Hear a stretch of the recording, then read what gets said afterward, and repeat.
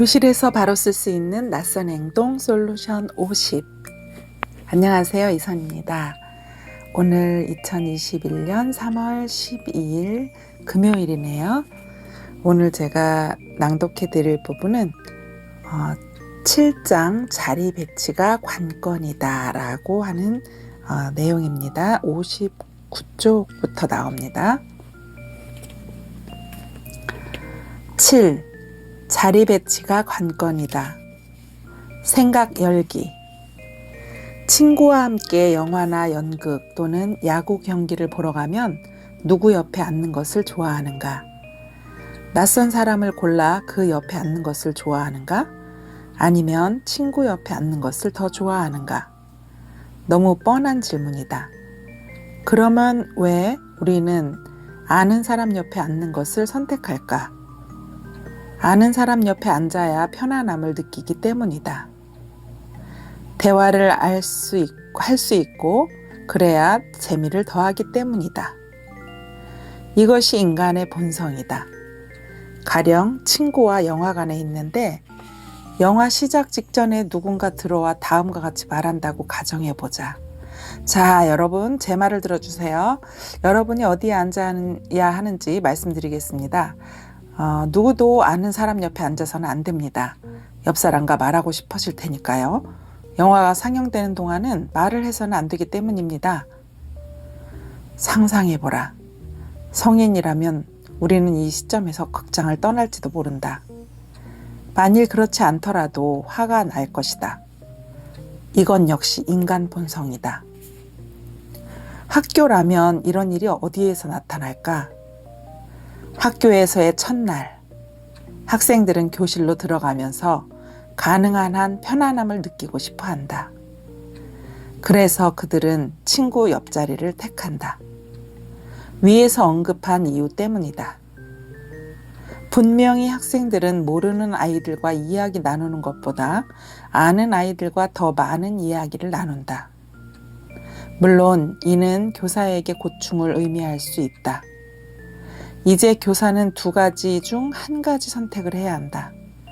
하나는 학생들이 선택한 자리에 앉게 하고 행동 문제가 일어날 때까지 기다리기. 또 하나는 자리를 미리 정해주고 친구와 말하려는 커다란 유혹에 빠져들지 않도록 희망하기. 여기 더 좋은 효과적인 방법이 있다. 교실 솔루션. 새학년 첫날 교사는 학생들에게 쓴맛을 남기지 않는 것이 중요하다. 학생들이 내일도 교실에 돌아오길 원한다면 말이다. 하지만 제멋대로 굴게 내버려 두어서는 두라는 말은 아니다. 대신에 첫날 학생들에게 자신의 자리를 선택하는 것을 허락하면 어떨까? 교실에서 편안함을 느낄 수 있도록 며칠 동안 원하는 자리에 앉는 것을 허락하기로 했다고 알려주면, 그리고 말해라. 자, 이후 일은 나중에 다시 얘기해요. 여러분 괜찮죠? 바로 이거다. 더 이상 정보를 주지 마라. 며칠 이내로 소란을 초래하지 않으면서도 친구 옆에 앉아 있을 수 있는 학생들을 여러분은 알 수 있다. 또한 교사와 다른 학생들의 정신 건강을 위해 분리될 필요가 있는 소수의 학생들 역시 슬슬 골라낼 수 있다. 자리 배치 업무와 관련해서 대부분의 교사는 대여섯 가지 전략적 움직임이 이 문제를 해결한다는 데 동의한다. 자, 이제 자리 배치 계획과 동시에 여전히 학생들을 행복하게 하는 일이 필요하다. 내 직업은 학생을 행복하게 만드는 일이 아니야 라고 다짐하지 말자. 행복한 학생들이 더 좋은 행동을 하고 배우는데 더 여유가 있으면 최선을 다한다는 점을 떠올리라. 행복한 학생들이 더 의욕적이다. 행복한 학생들은 다른 학생들에게 행복을 퍼뜨린다. 자, 이제 요점 파악을 했다. 자리 선택으로 행동 문제가 나오기 직전에 있는 학생을 어떻게 좌우할 것인가? 어떻게 해서 이 학생의 마음을 여전히 행복하게 할 것인가? 심리학을 조금 이용하자. 한 교사가 우리에게 공유한 예가 있다. 행동 문제 때문에 학생들 대여섯 명의 자리를 옮길 필요가 있었어요. 맨 끝자리에 앉은 학생의 자리를 옮겨서 제일 앞에 앉히고 싶었어요. 어떤 학생들은 다른 학생들과 떨어뜨려서 이동시킬 필요가 있었죠. 그러나 누군가를 벌 주는 것처럼 보이고 싶지 않았어요. 그래서 다음과 같이 했습니다. 전 원활한 수업 진행을 위해 약간의 자리 이동이 필요하다고 말했어요. 교실 맨 끝자리에 앉은 그 학생에게 친구들이 숙제를 앞으로 넘길 때 그걸 모으고 정리해줄 1인 1역을 해주면 좋겠다고 말했어요. 그리고 그 학생이 책임 있게 그 역할을 하려면 자리를 옮겨야 할 필요가 있다고 했지요. 그 학생은 기꺼이 그 일을 했을 뿐 아니라 행동 또한 개선되었습니다. 그 학생에게 약간의 책임을 주었기 때문이죠. 다른 학생들도 다양한 1인 1역을 선택하게 하고 맡은 일을 가장 잘 수행할 수 있는 자리에 배치했어요. 아이들은 이 제도를 신뢰했고 저는 고민거리가 없어졌어요. 그 이후 수년 동안 매우 성공적으로 교실에서 똑같은 접근법을 사용하고 있습니다. 또 다른 방법은 자리 배치를 하면서 협동 모둠을 이용하는 것이다. 학생들에게 모둠에 따라 자리 배치를 하겠다고 미리 선언해 둔다. 다시 말해 학생들을 협동 모둠으로 나누어라. 어느 학생이 협력할 수 있고 협력할 수 없는지 세심하게 모둠 구성원을 결정하라. 그러면 협동 모둠 시간 동안 그들의 책상을 자기 모둠원과 가깝게 배치할 수 있다. 학생들은 실제로는 교사가 문제의 소지가 있는 아이들 일부를 그들이 어울리는 문제와 패거리들과 분리하는 과정이라는 것을 결코 알지 못할 것이다. 그렇다고 문제가 고질적일 때 학생들에게 이 문제에 대해 말하거나 자리 배치를 바꾸어서는 안 된다고 제안하는 것은 아니다.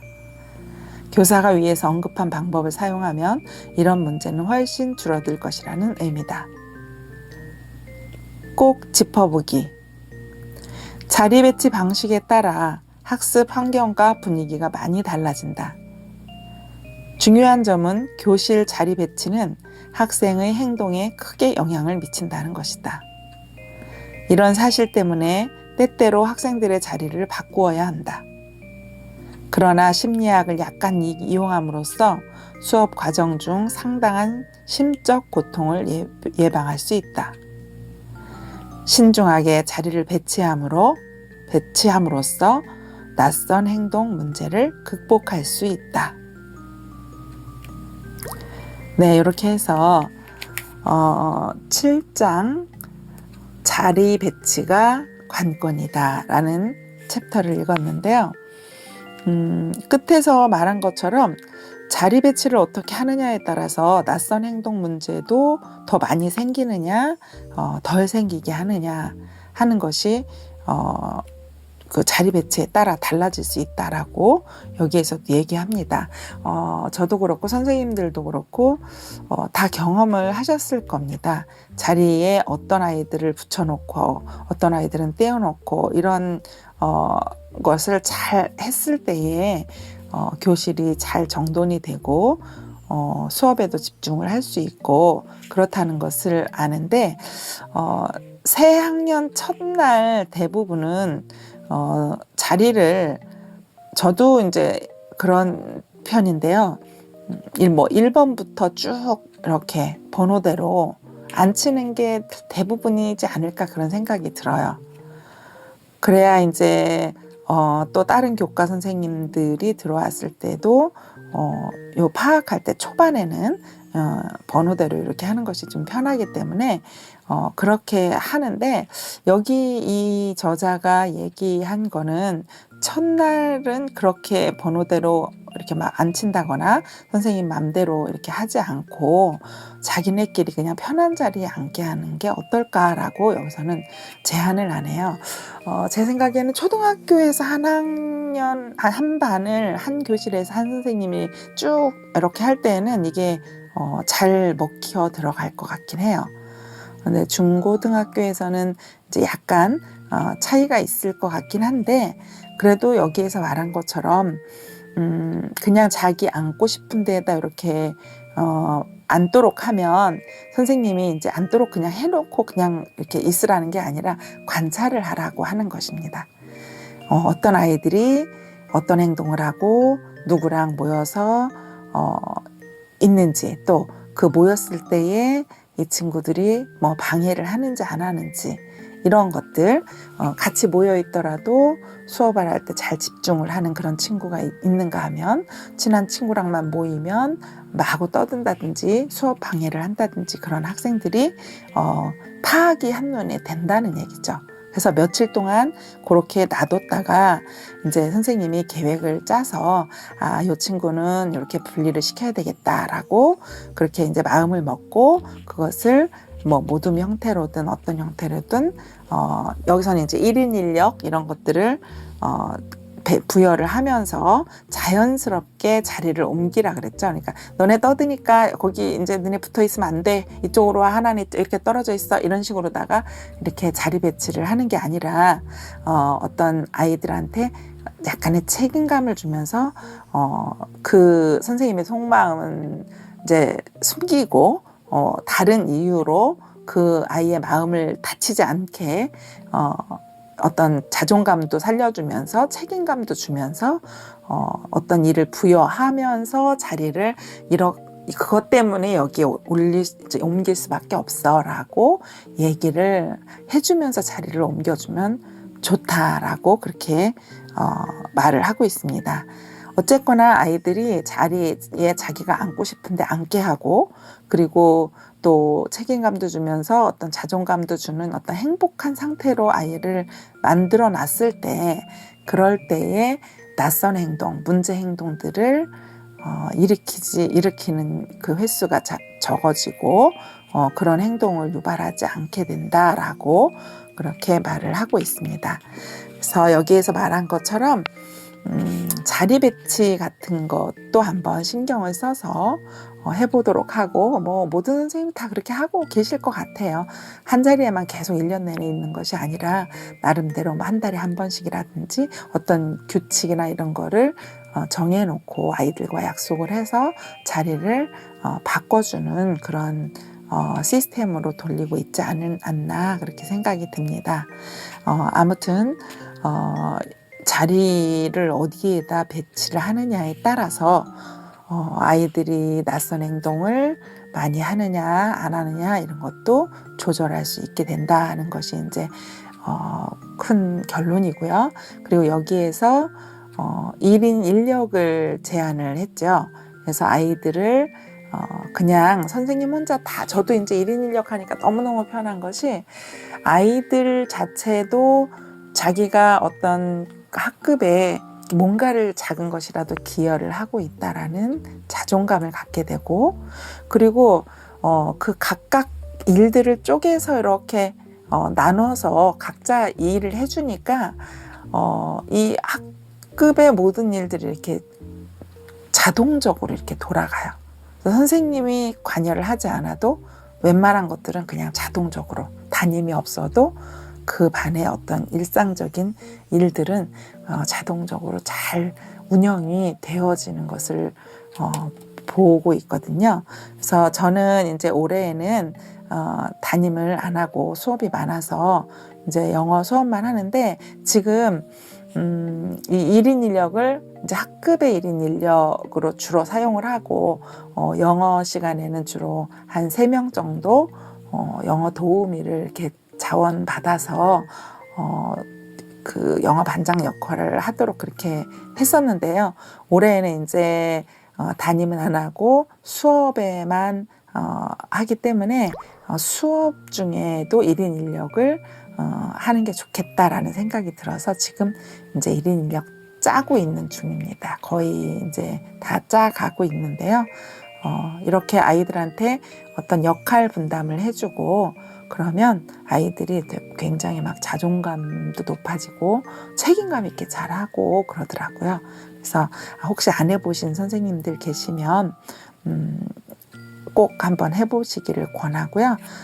다른 그 1인 1역에는 어떤 역할들이 있는지를 궁금해 하시는 분들도 많이 있어요. 하고는 싶은데 어떻게 해야 될지도 모르겠고, 어떤 역할들이 있어서 그런 것들을 아이들한테 주면 좋은지, 이런 것들에 좀 알고 싶어 하시는 분이 계셔서 질문도 하시고 그러는데, 그러면은 제가 몇 가지 그 1인 1역의 예가 되는 샘플들을 제 블로그에 올려놓도록 해볼게요.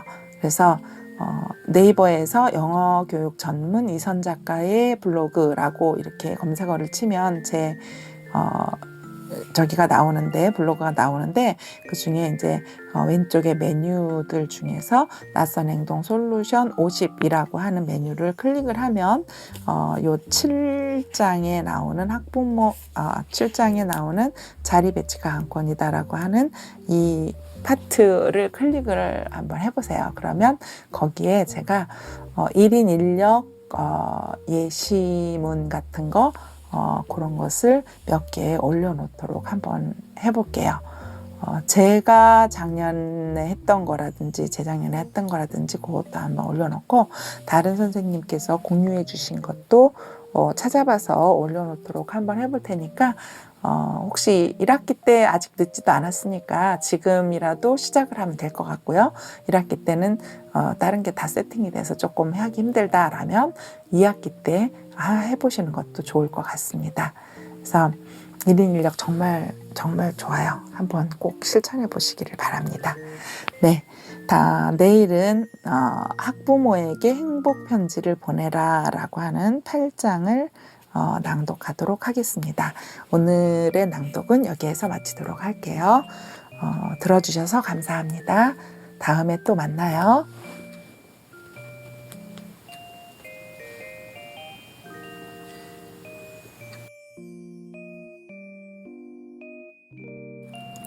참, 제가 영상을 올릴 때마다 매번 공지해 드릴 수 없을 수 있으니까요.